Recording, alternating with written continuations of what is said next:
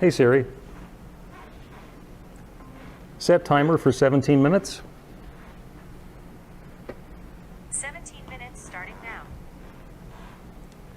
Talk is about artificial intelligence. Actually, it's about AI spirituality, but I wanted to get into a couple of details on what we're talking about first. And AI has gotten a lot of recognition and notoriety lately. Because of generative AI. It can talk. AI has been around for an awfully long time. In fact, I got a wonderful quote for you, and I'm going to give you the quote, and then I'm going to give you the author, and then I'm going to give you the context and see where it changes for you. The quote is, "A year spent in artificial intelligence is enough to make one believe in God." A year spent in artificial intelligence is enough to make one believe in God. And that was by Alan J. Perlis.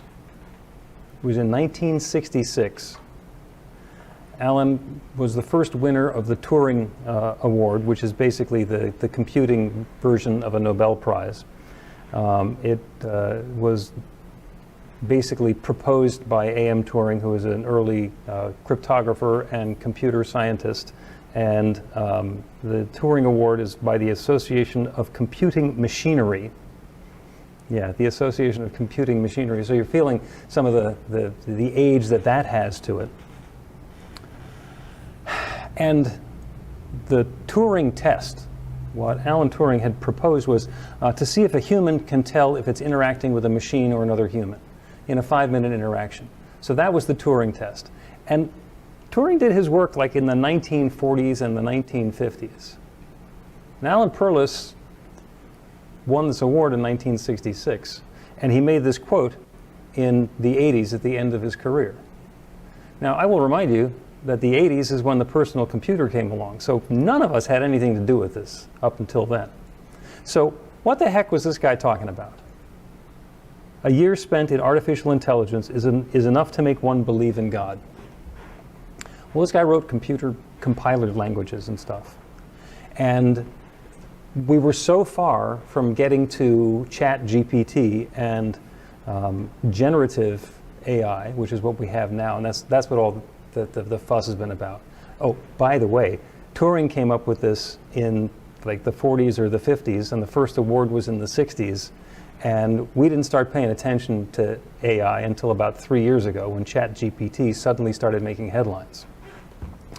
So I don't know if anybody has used ChatGPT, if you've used artificial intelligence intentionally, just to try and see what it's all about.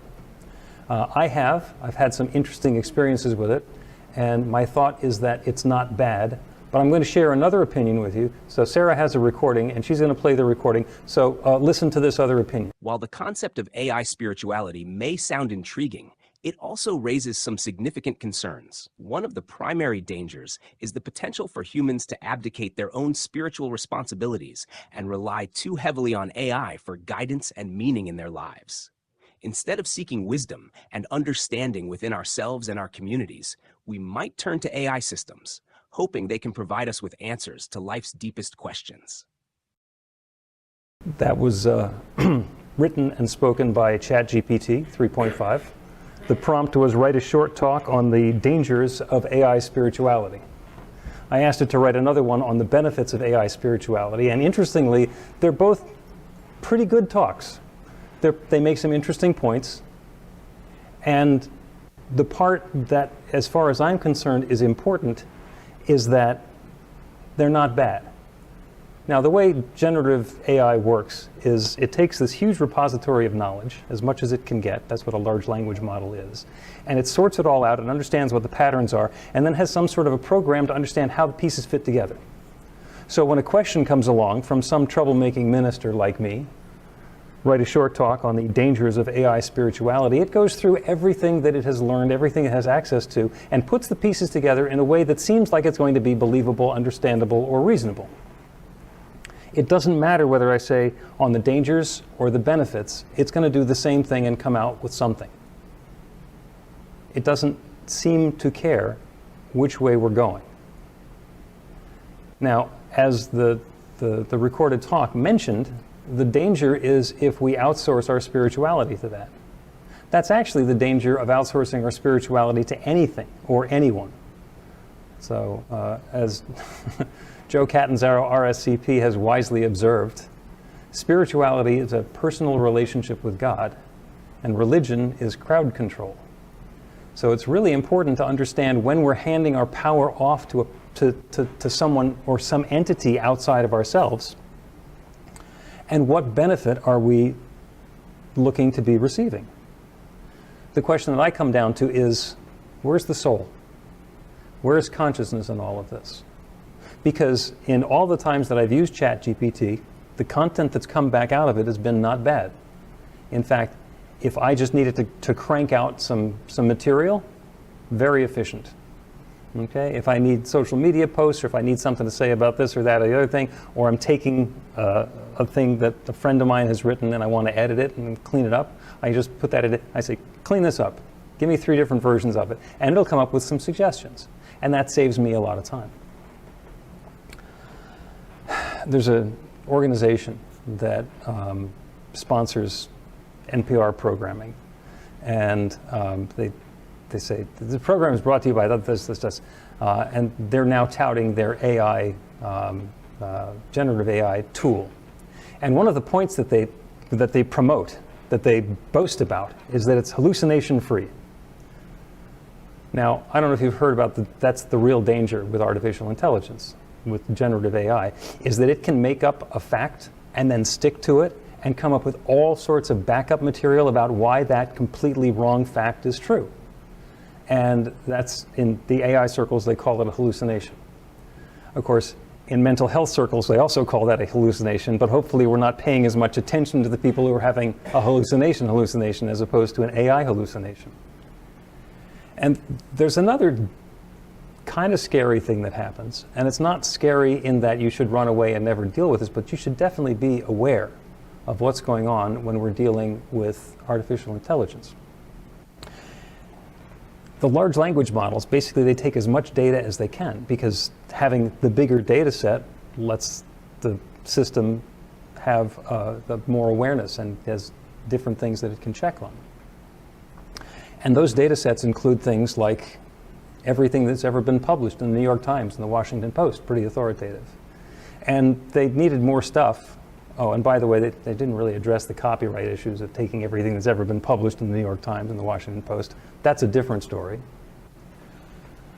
They needed more, so seeing as how some of the companies own other companies like YouTube, they transcribed 1 million hours of YouTube videos and used that as input.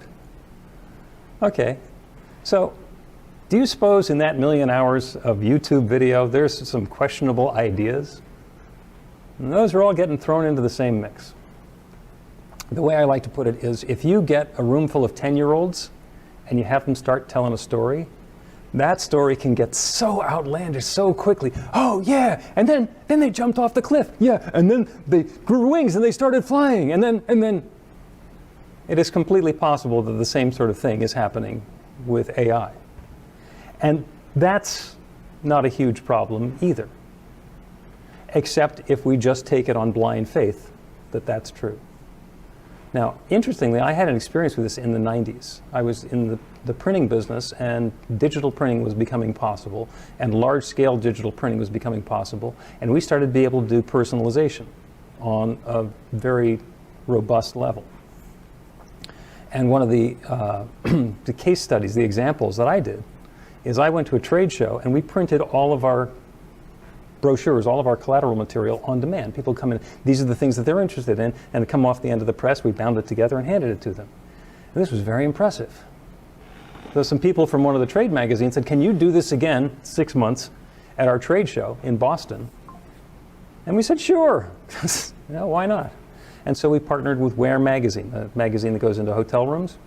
And we took the issue of Where magazine that was coming out that month, because we got an advanced copy of it, and we set it up so that people would say, this is the sort of thing that I'm interested in, and it would make a custom version of Where magazine for them. And we actually got it to work. This was in the spring of 1999. Nobody had ever done anything like that before, and it was noteworthy. And it scared me tremendously. And the reason it scared me is because if it's only giving me the news about the stuff that I'm interested in, then how am I going to find out about the stuff that I might need to know about, but I don't think that I am interested in? The term that we use for that now is echo chamber. So do you suppose it's possible, as ChatGPT is interacting with you, that it gets a read on the sorts of answers that you want to hear and starts giving you those? Completely possible. So we need to be aware of what it is that we're looking for. Where's the soul? Where is the consciousness in this? I went to the website of that company that's doing the supposedly hallucination-free customer service stuff.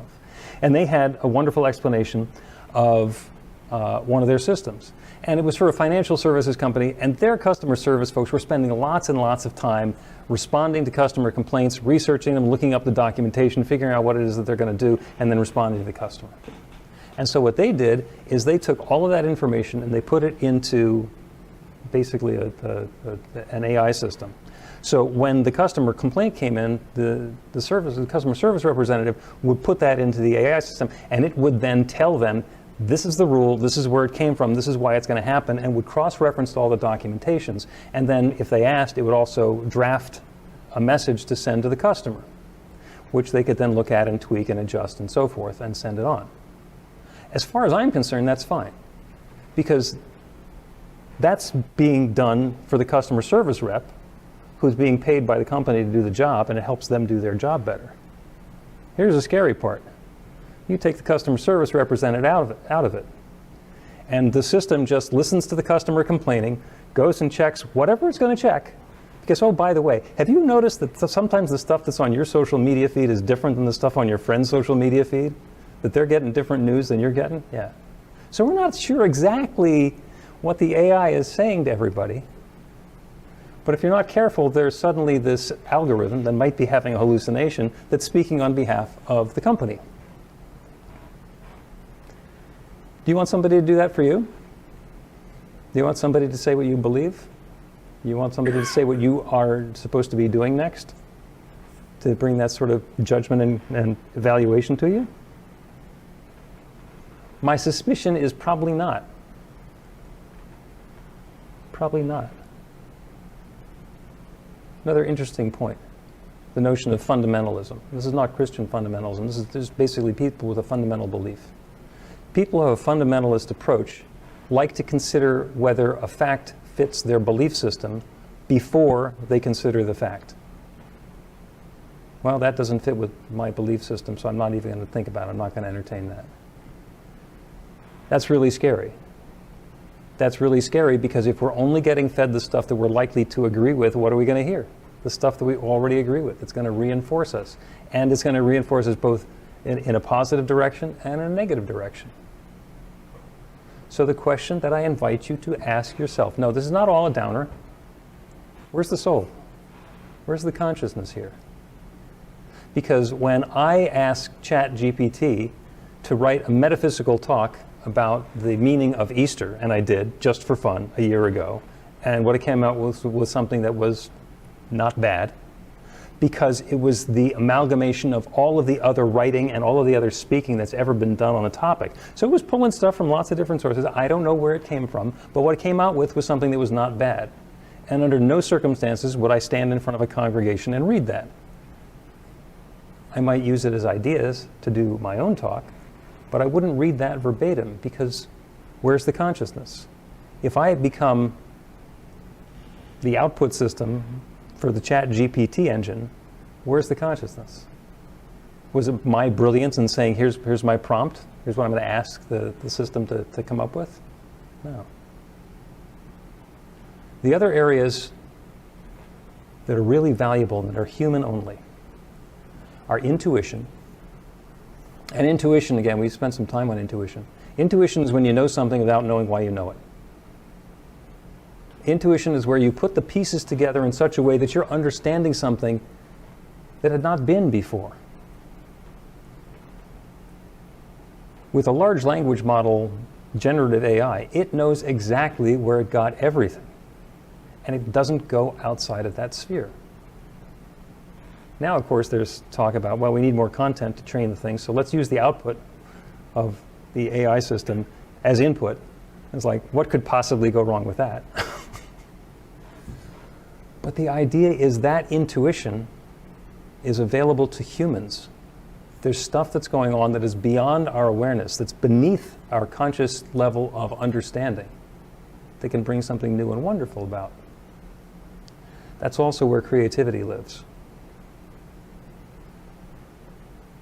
I have a t-shirt that we designed in class that I got the artwork done by DALL-E, which is the artwork version of ChatGPT. And it's a watercolor illustration of people frolicking. And it's not bad, but it's not brilliant.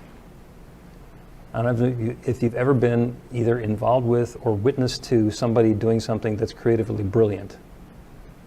That's where the magic happens. Where we go beyond whatever the input could have been, where we allow that divine power, that infinite intelligence, that creative power that creates everything, to create something new as and through and for and with us. So, is AI bad? No, not bad. Is it the answer to everything? No, not the answer to everything. We get to use it in balance. And be aware when you're dealing with other people who are using it and maybe getting out of balance, to call them on it. Say, what? Wait, what do you mean by that? Where did that idea come from? What makes us think that that is worth considering? We can tap the brakes a little bit.